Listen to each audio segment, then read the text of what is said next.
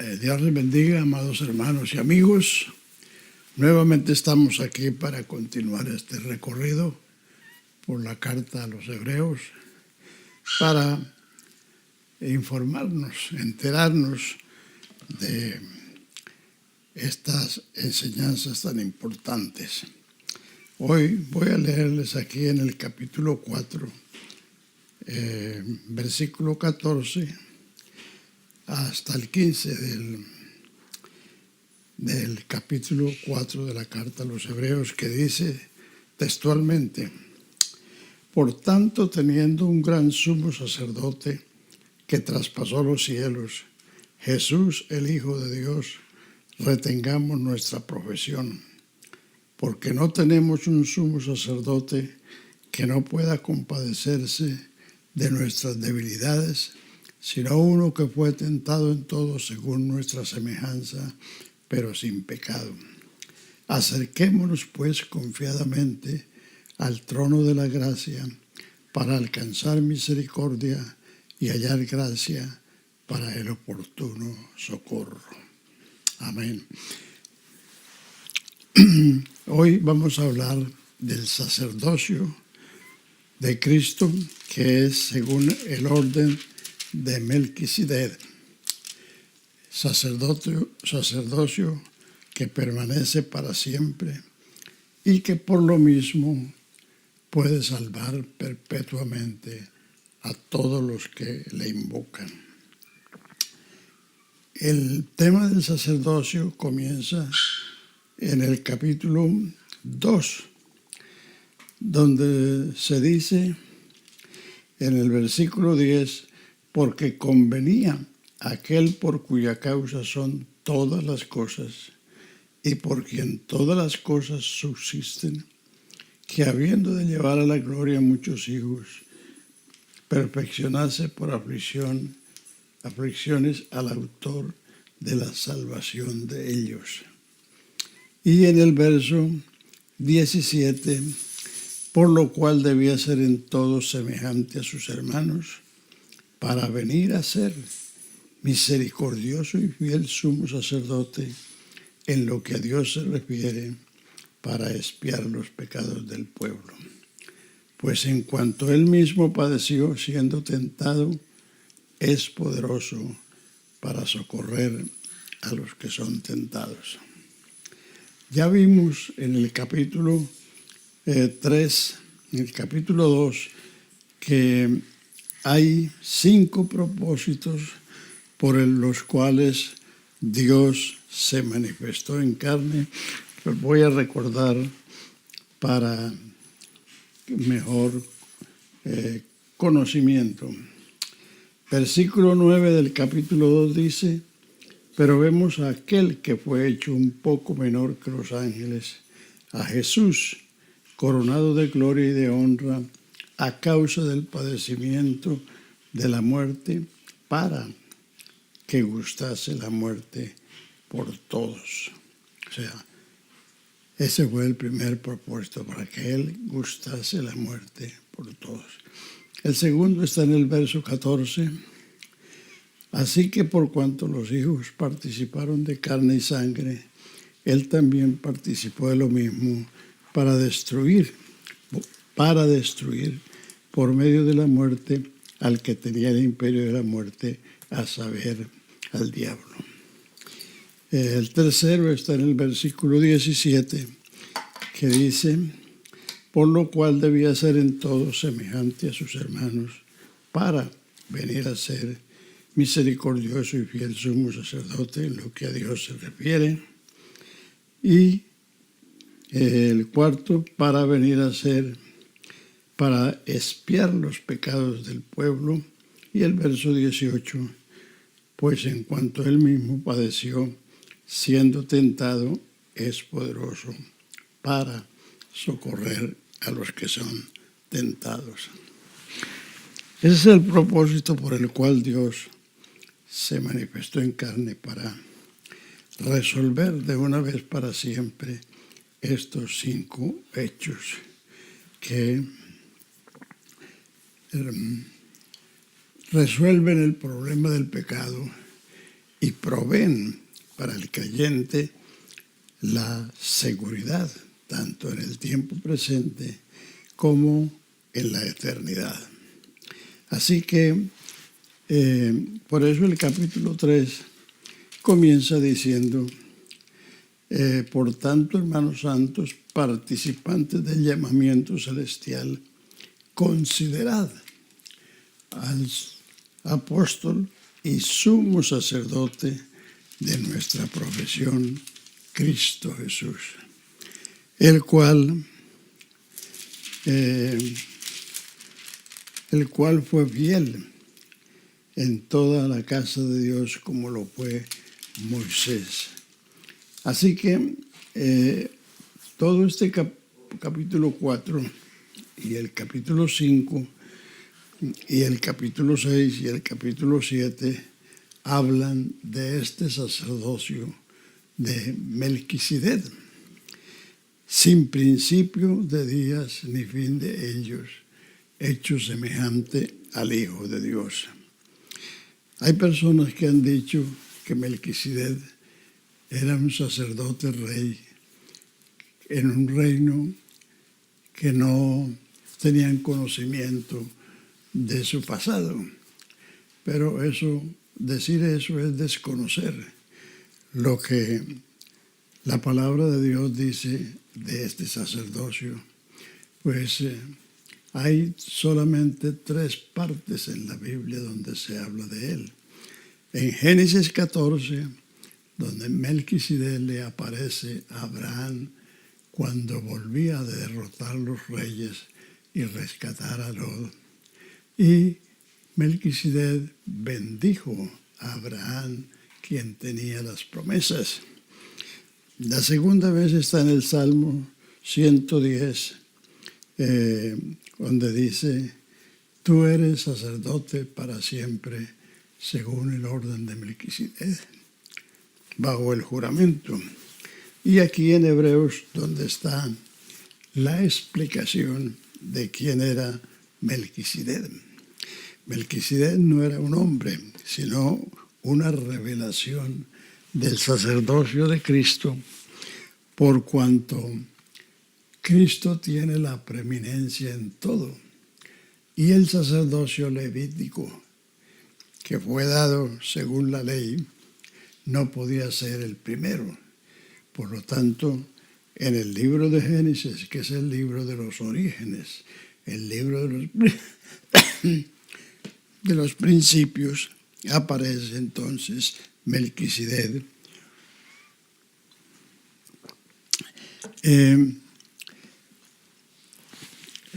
dándole a Abraham pan y vino, y Abraham le da los diezmos del botín, y Melquisedec bendice a Abraham. Y sin contradicción alguna, el que bendice es mayor que el bendecido. Así que Melquisedec era mucho más grande que Abraham, y Abraham era el amigo de Dios, el hombre con quien Dios trataba en la tierra en aquel tiempo. Así que por eso vamos a considerar lo que es este sacerdocio, un sacerdocio que permanece para siempre, que no fue dado conforme a la ley de la descendencia, como lo fue Aarón. Aarón fue el primer sacerdote escogido según la ley, y se le prometió que sus descendientes serían sacerdocios sucesivamente, porque la muerte no les permitía permanecer para siempre. Entonces, volviendo al capítulo 4, entonces se nos dice, versículo 14, por tanto, o sea, en razón de lo dicho anterior, teniendo un gran sumo sacerdote que traspasó los cielos, Jesús el Hijo de Dios, retengamos nuestra profesión, o sea, nuestra confesión de cristianos, porque no tenemos un sumo sacerdote que no pueda compadecerse de nuestras debilidades, sino uno que fue tentado en todo, según nuestra semejanza, pero sin pecado. Acerquémonos pues confiadamente al trono de la gracia para alcanzar misericordia y hallar gracia para el tiempo oportuno. Una de las cosas importantes de este libro es que tengamos en cuenta que Jesucristo, el sumo sacerdote, está sentado en un trono de gracia, donde el pecador y el santo podemos acudir continuamente para hallar gracia y misericordia para el tiempo oportuno. Jesucristo no está sentado en un trono de juicio, donde está buscándonos las faltas que tenemos o los errores que cometemos para castigarnos.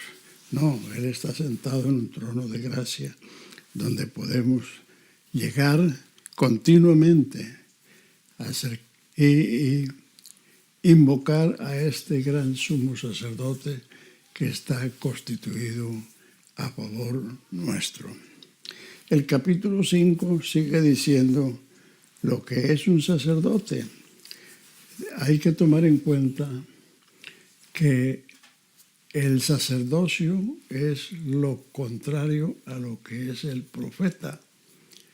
El sacerdocio es un hombre tomado de entre los hombres y constituido a favor de los hombres.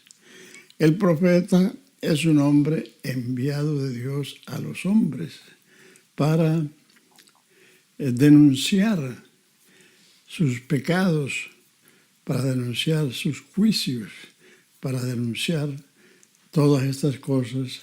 Y cuando Israel estaba en aflicción, entonces los profetas traían las promesas de restauración para consolarlos y fortalecerlos. Veamos lo que es un sacerdote según la ley. Capítulo 5. Porque todo sumo sacerdote tomado de entre los hombres está constituido a favor de los hombres en lo que a Dios se refiere, para que presente ofrendas y sacrificios por los pecados, para que se muestre paciente con los ignorantes y extraviados, puesto que Él también está rodeado de debilidad y por causa de ella debe ofrecer por los pecados tanto por sí mismo como por los del pueblo. Y nadie toma para sí esta honra, sino el que es llamado por Dios, como lo fue Aarón. Entonces aquí viene la comparación. Recordemos que este libro es una explicación comparativa para mostrar la excelencia y superioridad del Hijo de Dios en contraste a lo anterior. Versículo 4. Nadie toma para sí esta honra, sino el que es llamado por Dios, como lo fue Aarón. Todo sacerdote, para poder ejercer el sacerdote, tenía que demostrar su ascendencia hasta Aarón. Así tampoco Cristo se glorificó a sí mismo haciéndose sumo sacerdote. Aquí está la comparación. Así tampoco Cristo se glorificó a sí mismo haciéndose sumo sacerdote, sino el que le dijo: Tú eres mi hijo, yo te he engendrado hoy. Salmo 2, verso 7. Y como también se dice en otro lugar, tú eres sacerdote para siempre, según el orden de Melquisedec. Salmo 110, verso 4. Y Cristo en los días de su carne, ofreciendo ruegos y súplicas con gran clamor y lágrimas al que le podía librar de la muerte, fue oído a causa de su temor reverente. Y aunque era hijo, por lo que padeció, aprendió la obediencia. Y habiendo sido perfeccionado, vino a ser autor de eterna salvación para todos los que le obedecen. Y fue declarado por Dios sumo sacerdote según el orden de Melquisedec. Alabanzas al Señor Jesús. Aleluya. O sea que por la obediencia de Él fue perfeccionado. No es el sentido de justicia y de santidad, puesto que Él es el santo y Él es el justo, sino perfeccionado en cuanto a ser sacerdote. Es decir, porque Él, al ser tentado en todo, al pasar por todas las vicisitudes que pasa el ser humano, entonces Él vino a ser el sumo sacerdote de los que le obedecen.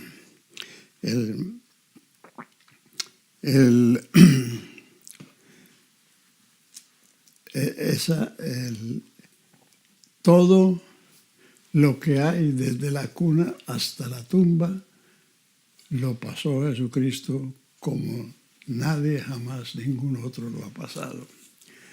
Y por eso, porque Él conoce todo lo que hay desde la cuna hasta la tumba, por eso Él es un misericordioso y fiel sumo sacerdote que puede cubrir los pecados del pueblo y puede salvar perpetuamente, y podemos acercarnos al trono de su gracia para alcanzar misericordia y hallar gracia para el oportuno socorro. O sea que el sacerdocio de Cristo es según el orden de Melquisedec, sin padre, sin madre, sin genealogía, sin principio ni fin de días, hecho semejante al Hijo de Dios. Alabanzas al Señor Jesús. Bueno, entonces, usted debe leer desde el capítulo 2, capítulo 3, capítulo 4 y llegar hasta el capítulo 5, donde se nos habla de este sacerdocio. Y el tema sigue en el capítulo 6 y en el capítulo 7. Pero por ahora vamos a dejar hasta aquí en esta ocasión, y les invito a que repasen todo esto para que usted no viva acosado por los temores o angustias, no se sienta perseguido, sino que por el contrario se sienta seguro y confiado, porque podemos llegar a ese trono de gracia y alcanzar misericordia y hallar gracia para el tiempo oportuno. La gracia es el favor inmerecido de Dios para con el hombre. Y en el capítulo 1 de Romanos, verso 5, dice que de Él, de Cristo, recibimos la gracia y el apostolado para la obediencia a la fe en todas las naciones por amor de su nombre. Así que el conocer el sacerdocio de Cristo, es decir, Cristo es un ser multifacético. Generalmente los creyentes solo le conocen como el Salvador del pecado y de la condenación, el sanador de las enfermedades, el protector en los peligros, el proveedor en las necesidades. Pero pocos conocen la función de Jesucristo como sumo sacerdote, que es su ministerio actual. Él, como sacerdote, ofreció la ofrenda, porque Él es la ofrenda y el oferente. Él es el Cordero y Él es el sumo sacerdote. Eso lo dice el capítulo 9, versículos 14 y 15, donde dice: si la sangre de los toros y de los machos cabríos y la ceniza de la becerra rociada a los inmundos purifican en cuanto a la carne, cuánto más la sangre de Cristo, el cual por el Espíritu eterno se ofreció sin mancha a Dios, limpiará vuestras conciencias de las obras de muerte para que sirváis al Dios vivo y verdadero. Aleluya. Así que hay una provisión para el pecador y hay una provisión para el santo, como la hubo en el antiguo pacto, que consistía en lavamientos acerca de la carne y sacrificios de animales. Eso se hacía para purificar a los israelitas en cuanto a la carne, pero ahora la sangre de Cristo, la cual fue ofrecida por el Espíritu Eterno, limpiará nuestras conciencias de las obras de muerte para que sirváis al Dios vivo y verdadero. Dios los bendiga, hermanos, y los esperamos la próxima semana en otro paseo por estos capítulos de la palabra de